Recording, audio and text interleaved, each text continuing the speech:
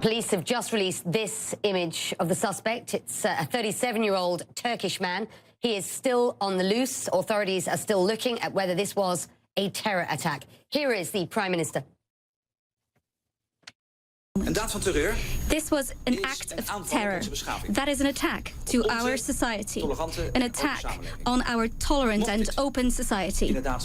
If indeed this is an act of terror, then of course there is only one response possible, and that response is as follows: that our state, our democracy, we are stronger than fanatics and violence. We will not stop to fight intolerance, never.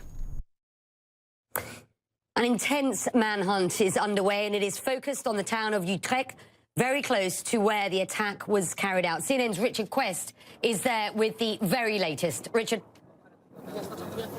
Becky, I can do no better, perhaps, than just to stand out the way, and you can see the scene of the crime. The forensic police officers, you can see moving inside, just behind the blue shields, which were put up by the fire brigade a short while ago, we believe, to protect the privacy of the bodies, the three bodies that are probably still in the tram.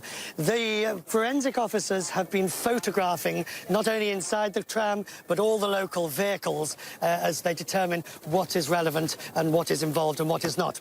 Over to the left of me, further down the road, by about half a kilometre away, that we believe is where the latest police operation is underway, as the search for Tannin continues. Now, a few moments ago, I saw several Mercedes cars speeding through this way. Inside, you could see rapid response officers wearing black balaclava helmets. But so far, we've heard no indication of what's actually going on. So, Becky, the scene is in complete lockdown. Local residents have been told not to leave their homes. And, Becky, the area, this part of Utrecht, is at level 5, which is the highest classification of terror. Yeah, that is remarkable, and I'm sure the atmosphere very difficult. Richard, this is a developing story, of course. What more, if anything, do we know about the man who has been named, clearly the suspect in this case? Right, well, there are not much, although it's impressively the speed with which the Dutch authorities put the picture out. You've shown the picture. Now, that was taken only 4 minutes before the attack took place. The picture's at 10:41, and there's a second picture of him on the train, on the tram, and then the attack takes place at 10:45. It is believed, although not confirmed by the authorities, that he has had an extensive criminal history of one sort or the other, but the exact details of which are not known. Within the local community, he was described as a difficult person, but nobody believed he was had terror activities. But at this stage, of course, that is just pure speculation. We're getting the drips and drabs of the information over who he was, where he lived, and what he was involved in. And just describe that neighbourhood, if you will.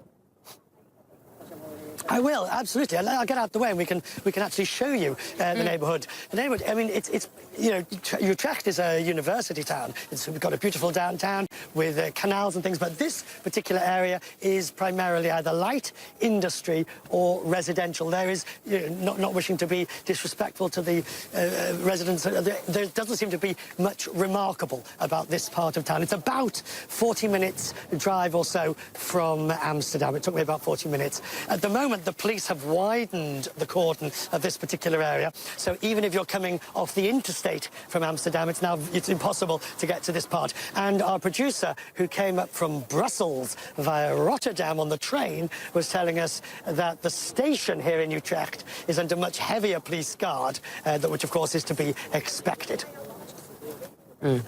Richard Quest, at the scene for you. Richard, thank you. It is 4 there in the afternoon. And viewers, I want to show you a tweet now from the controversial far-right Dutch politician Geert Wilders, who calls the shooting, quote, terrible news, and sends his thoughts to the victims and their loved ones.